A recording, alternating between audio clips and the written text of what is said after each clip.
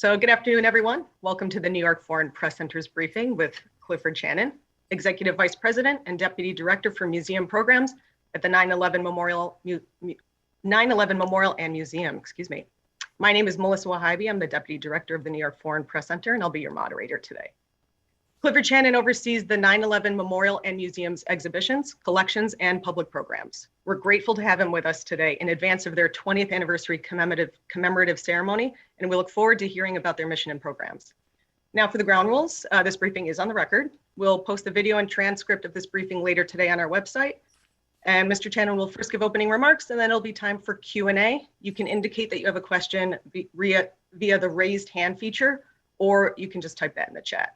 So with that, I hand it over to Mr. Channon, and we will continue from there. Thank you, sir. Thank you very much, Melissa. And I do want to thank the Foreign Press Center for hosting this event and all of you for joining in today. As you know, we are marking this Saturday the 20th anniversary of the 9/11 attacks. It is, of course, a moment of high emotion and also a moment 20 years later where, as a kind of milestone, you all stop and think where we are, where we've been, and where we are headed. Of course, we are in the middle of another unimaginable event right now with the COVID pandemic. But if 9/11 brings us anything in terms of what happened here and at the other attack sites, it is a message of resilience and a sense that even the unthinkable can ultimately be overcome. For the anniversary, we will be doing, first and foremost, the commemorative event that we have done every year since 9/11, which is the gathering on the Memorial Plaza for family members, starting early that morning, where we begin just after 8:46. 8:46 was the first moment of the attack, where the first tower, the North Tower, was struck by Flight 11. And so with the chiming of bells on 6 moments, the 4 hijackings and the 2 collapses of the towers, moments of silence for that, but the names reading will continue for about 4 hours over the course of the day. And the names are being read by family members who submit a request to do names readings. We get more requests than we can accommodate, so we have a lottery for that. And we have developed, of course, over the year, a pretty elaborate system for sharing, of course, the names that individuals are reading, which includes the names of their loved ones, but also pronunciation guides and just anything that would be helpful to a family member who takes on this responsibility. As I say, that goes till around 1 o'clock in the afternoon. In the evening, we will then illuminate the 2 enormous 4-mile beams of light that fill the sky, replacing in a light projection what were 110 stories of steel and concrete, the Twin Towers. And that, of course, is a very, very moving moment. It's amazing to me. I am a native New Yorker. It's amazing to me how that particular moment has really seized the imagination of the city over the years. And so the commemoration on the plaza with the names reading is for family members only. By 3 o'clock or so in the afternoon, the plaza is then reopened to the public, and many people will gather on the plaza or elsewhere as the sky darkens to just be together and take part in that projection, and just, of course, thinking back these 20 years. We have added this year, on a much grander scale, a new initiative which is called Tribute in Lights, which is plural. Tribute in Light are those 2 beings. Tribute in Lights is the agreement of many of the famous buildings around the city and some outside the city to illuminate themselves in what we know of as Memorial Blue. And so that really is going to be a very, very important and moving set of activities on the anniversary day. 20 years is also a time looking back, where you come to the sort of shocking realization that an entire generation is now walking the face of the earth that has no memory of 9/11, but whose world we certainly know was shaped by 9/11. In the US, the estimate for the number of people who were born post 9/11 is 75 million new American citizens in the years since. I started working on this project in 2005, which was at that point sort of 3.5 years after the attacks. And as we were beginning to plan for the Memorial and Museum, it was unimaginable that people who would come to our eventual museum would not have a memory of the event. Well, it's more than unimaginable now. It's unimaginable that so many more people every year are born without this memory. And so we really have reoriented so much of our programming towards thinking about what this generation needs, how to communicate the event itself and the impact of the event in the world. Because as I said before, they are the inheritors of the world that was made by 9/11. And for anybody who has any doubts about the continuing relevance of this event, all you have to do is look on the front pages of your newspapers.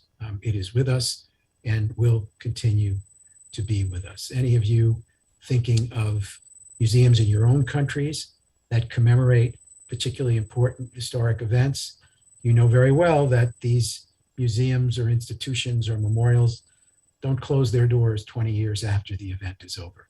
They are there to teach, to interpret, to explore, and most importantly, to make available to the public the detail and the depth of what happened. But as I say, this is really now for us a critical focus of our programming. And so for the anniversary year, we are launching something called the Never Forget Fund, which is a way of fundraising for the museum that is focused on these educational imperatives in relation to the post 9/11 generation. There is so much to be done and so much that people want from us. Let me describe to you one of our critical initiatives. Every year we have put together what we call an Anniversary in the Schools webinar. It goes far beyond schools at this point, but we haven't come up with a better name for it. And most of it is focused on schools. So the Anniversary in the Schools webinar is a pre-recorded film of about half an hour. It changes each year. This year, it's really focusing on service and on younger people whose lives were transformed by 9/11. And we have had in past years a growing increase, every year bigger than the previous year, in numbers of students around the country and around the world who are taking part in this program. Last year, we had 340,000 students, which is an impressive number until you hear what I'm about to tell you, which is that this year, we will have more than 1 million students coming to this program. And so I tell you this in part because I like to brag about it, but also because it really is an indicator of the need. The demand out there is enormous, and it is growing because teachers are facing this issue of how do we handle this material? How do we talk to younger people whose memories are not there, whose parents, in the cases of young children, the parents may not have that clear memory of 9/11. And so it really underscores for us the importance of an education focus going forward. And the Never Forget Fund, as I say, is the way we are going after that. So we would hope that you could take a look at the website, neverforget.org, which is a way, of course, for you to inform yourselves, but also I hope your readers or viewers or your audiences about what we're doing and why it would be important to support that. And there are various options that we have available. There's a commemorative ticket that someone can buy for $50. It is a permanent, beautifully crafted sort of metal ticket that comes with a real ticket to the museum that can be given to somebody. But it's a keepsake that, again, is a marker of the 20th anniversary. And one more thing I was hoping to tell you about, which is a social media initiative that we're taking. Any of you who've been to the museum will, I am certain, remember the massive blue wall, which holds the art installation by the New York artist Spencer Finch. Now, anybody who was in New York on that day, as I was, when they tell you their story of 9/11, 99.9% of them talk about the crystal clear blue sky. That is kind of a definitional part of the memory of 9/11. And Spencer Finch, this remarkable artist, put together this beautiful installation, which consists of 2,983 individual hand-painted unique blue watercolors, each a different blue than the other. 2,983 are the number of names on the memorial on Memorial Plaza. 2,977 victims from 9/11, 6 as well from the 1993 truck bomb attack at the World Trade Center. And so Spencer wanted to put together this massive installation, which nonetheless reflects the individuality of each shade of blue and thus the individuality of each of the victims. And so coming back to that moment of memory of what the blue sky is in the memory of those who were there, we're asking people on the morning of 9/11 to go outside, take a picture of the sky wherever you are, no matter what color it is, and you can post it on Instagram or on other social media outlets under the rubric Never Forget 9/11. And so something that, again, we hope many people around the world will be able to participate in. And one final thing in terms of the educational programming that we're doing, I've mentioned the webinar, and that is also available through our website. But before COVID, we had plans with the American Library Association to distribute to 24 libraries around the country a large-scale poster show that they could install in their museums and give a history of 9/11 to visitors. Because again, this is something very important for young people. Of course, COVID changed everything. It changed the operation of the museum. We were forced to lay off more than half the staff and cut our budget in half. So it was a devastating impact on us and, as we know, all around the world. But we sort of re-engineered with this grant from the National Endowment for Humanities and working with the Library Association. We re-engineered the exhibition program. So now it is downloadable posters. And instead of 20 museums getting these shipped to them one after another in rotation, we now have more than 3,300 museums which have signed up to download these posters, same content, a different format. And so really a 1,000-fold increase essentially in the reach of this exhibition. So we were able to turn a little bit and go in a different direction, and frankly, a much more powerful one, as it turns out. So with that, I'm going to stop, and I'm happy to take your questions. Thank you very much, Mr. Channon. Okay, so it's time for the Q&A portion of this event. If you do have a question, please indicate by the digital raise hand function, or you can do so in the chat function.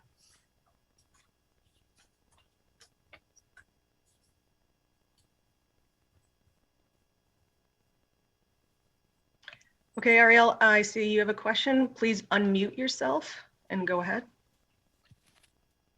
Thank you very much for having us. This is always really helpful, and what you have told us is also very helpful. So I am the bureau chief for Televisa Mexico, and we are planning a very, very important coverage of 9/11.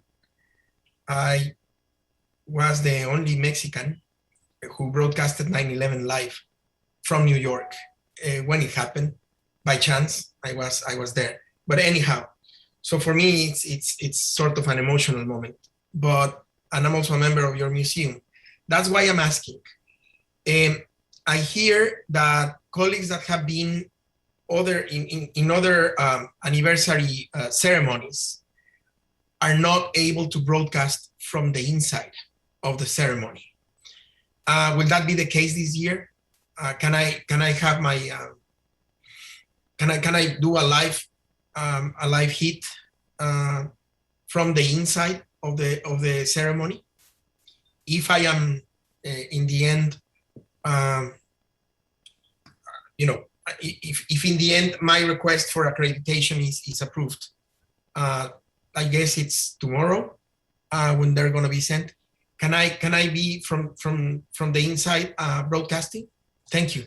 Hi, Ariel. Hi. Cochran. I'm head of the external affairs for the 9/11 Memorial and Museum. We have all of the credentialed requests that came through, and we will be issuing confirmations. And we unfortunately do not have enough space for everybody. Sure. But so we will be sending confirmations tomorrow. That said, we don't allow any video inside the ceremony. There is a pool feed. If you have the advisory, and I can actually just maybe send you the link to this whole group. I do have it. You can get the information to buy into the pool feed, and they'll give you coverage there. And there is a place down on Little West Street where you can do stand-ups with a Oh, view that's the place. That place I'm very interested in. Where is it? on Little West. But let's take that offline. Okay. Thank you. Thank you. You know, Lee can give you the answer to that. I couldn't. Sorry about that. Not at all. No, it's a fair question. Does anyone else have any questions for Mr. Channon right now? Yes. Leah Sorkin from the Tokyo Shimbun. I'm here with the bureau chief, Takahiro Sugito. Thank you for taking the time to talk to us today. Our question was, you mentioned a statistic that there were 75 million children born since 9/11. Does that statistic include people who have been naturalized since 9/11 and things like that? I believe it's the statistic of births in the US since 9/11. Okay, great. Thank you so much.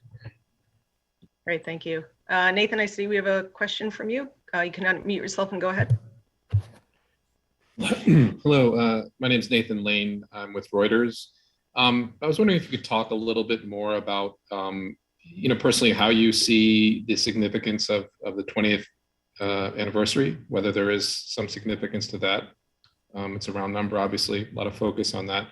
And maybe elaborate a little bit more on what you're planning specifically for to mark 2 decades.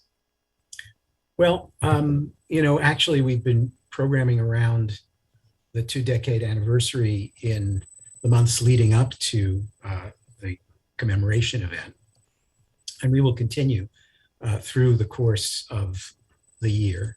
A lot of this has to do with our public and educational programs. So it's not so much museum exhibitions, but it's rather things that we do which are actively engaging with audiences in a two-way exchange, whether it's our public program platform, which pre-COVID was, in the auditorium of the museum and now has gone virtual, and likewise with our education program. So, to give you an example of that, the last 2 public programs that we did within the last, I would say, 2.5 weeks, the first one covered the lawsuit that a number of family members are conducting against Saudi Arabia.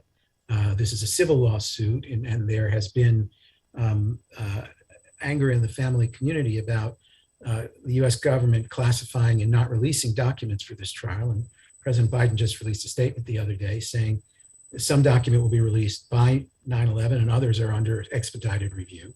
So that was one program. Another program was just in the aftermath of the withdrawal from Afghanistan, trying to get people who have a lot of experience in that part of the world to talk about in the immediate aftermath what it means. But that's obviously a question that is an ongoing question. And the museum, as it has done for years, will engage that question. We opened in May 2014, and we've done roughly 125 public programs in the years since, most of them focused on ramifications of 9/11 in one particular way or another. And so, again, for us, honestly, all roads lead to the annual commemoration on the day, but some of those roads continue past the day. And the kind of engagement that you're asking about, whether it's in the museum or on our digital platform, will continue. The follow-up, for example, coming back to the webinar question, the follow-up on that is enormous because once schools have had the experience of this particular program, they begin signing up for classroom workshops or museum tours, or we do teacher training workshops. And so the teachers come online to try to understand better how to teach what is frankly difficult material to bring into the classroom. So again, we have all kinds of things that we've done. We had, and in some of your countries, it's going to be premiering around the anniversary. We produced a documentary film based on an exhibition that's still open in the museum. The exhibition and film called Revealed: The Hunt for Bin Laden, which really tracks from the inside with interviews with a lot of the intelligence and military people who've never spoken before, how the US wound up taking that risk of flying to Pakistan to look in that compound in Abbottabad for bin Laden. And so the film was on the History Channel. As I say, it will be broadcast in many countries around the world on this weekend. And again, part of the continuing inquiry that we pursue programmatically. I hope that helps you with your answer. Thank you. Thank you. We have a few more minutes if anyone has any additional questions.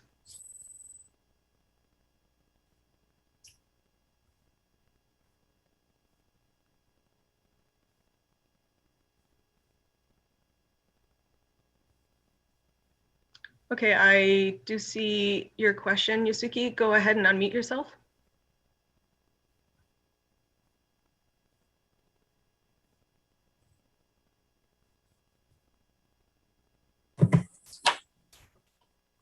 Hello, can you hear me? Yes, yes, go ahead. Thank you so much. So I'm a reporter for Japanese newspaper, Sankei Shimbun, and I visited museum so the last 2 weeks and talked to several people, and I encountered some people, not so many, but some people, those who speak conspiracy theories.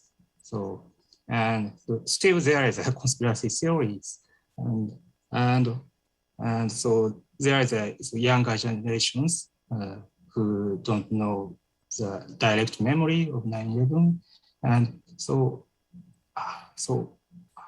how can you what is your role? So how can you do for preventing to prevail those conspiracy theories and enlighten younger generations? Thank you so much. That's a great question. Thank you. And it's one that we have to wrestle with, but as you well know, we are not the only ones who have to wrestle with that question. This kind of conspiracy theory is really, is really a social phenomenon. I don't really take it at face value in terms of providing a credible alternative to the story of what happened on 9/11. But what's interesting about it, I think, is that there are many people who, or some number of people, who want to believe that they have the true alternative explanation. And what's interesting further about that is you see it's a phenomenon that doesn't apply just to 9/11. I mean, there's Holocaust denial. I mean, in this country, if you can imagine such a thing, we have people who deny that the school shooting at Sandy Hook happened. We have people denying now that the COVID vaccines are effective. I mean, this is a phenomenon that goes well beyond 9/11, but it's particularly disturbing in our case, or in the case of Sandy Hook, or in the case of COVID, where you're actually denying that people's lives were lost, that the thing that took them away actually happened. And the injury to the family is actually increased because of this kind of denial. So we do really the best we can in the sense that we are very straightforward in telling the story of what happened on 9/11. We have all the sources that can run counter to and disprove some of the core tenets of the conspiracy theory about 9/11. But my conclusion over time has been this kind of conspiracy thinking is not really rooted in anything to do with the facts of the day. It's much more rooted in a desire to have special knowledge and a sense that you want to be on the inside of something where everybody else has been fooled and left out. And that's just the kind of social phenomenon that attaches itself to many, many things beyond 9/11. Great, thank you. We've had several more questions pop in. Let's start with Pop TV. Go ahead and unmute yourself. Hi, this is Tadaya, Pop TV. Thank you for doing this. Can you talk a little bit maybe about the reactions, impressions of visitors to the museum, especially this young generation you were talking about that were not around for the 9/11 event? And since you said that you were a native New Yorker, can you share a little bit your memories of that day? Thank you. Sure. I was at home in Brooklyn, just across the river, just right on the other side, because I live very near the Brooklyn Bridge. And, I remember just listening to the radio and they were talking after the first plane hit, of a small plane. And I went about my business, which involved at that point, planning to take a family member to a medical appointment by car across the Brooklyn Bridge. And just as we were pulling up at the red light in front of the bridge, two things happened. A police car drove in front of the entry to the bridge to block access. And then all of these people who were lined up in the street looking across at the Twin Towers, I was driving, so I was looking ahead. I just hear this collective shriek from the crowd on the sidewalk because they were watching the second plane hit the South Tower. And so at that moment, of course, it's not an accident anymore. It's deliberate. And who knows how much more is going to happen. And so went home and just watched it on TV, basically, like anybody else, anywhere else. But the thing that really is my most sort of salient memory of the day is that my kids were dismissed from school. I can't remember why I didn't go get them. It's a little bit hazy, frankly, but I will never forget this sense of being out in the street as my kids were approaching home. And the smoke was blown by the wind in our direction. And there were a lot of papers coming down from the office building all the way across the river. But I will never forget the image of my kids walking out of this cloud, emerging from this cloud, because it was a wartime image. I don't know what else to say. This is exactly what it was. And so my kids remember, they're old enough to remember. But, your question, the other question had to do with the reaction of kids. So here's something that I think is really interesting about children, young people visiting the museum. Once they're of a certain age, they understand the seriousness of what this was, and they find it very engaging. Younger kids do too, but of course the material has to be structured for them in a particular way, and we do a number of programs like that. But here's the thing that I really find very striking. Families come together, parents bring young children to the museum. And the question for me is always, why are you doing that? Now, in some cases, it's just you don't have a babysitter, you have a baby in a carriage, it doesn't matter where you take them. But once they're old enough to ask questions, then as a parent, you're taking on a real responsibility and a real challenge, and people do this. And, people ask all the time, well, isn't it sad to be in the museum? Isn't it just, and of course, there are moments of sadness, obviously, in the story. But the thing about the museum is it's a serious place where serious feelings, serious questions, serious engagements happen naturally.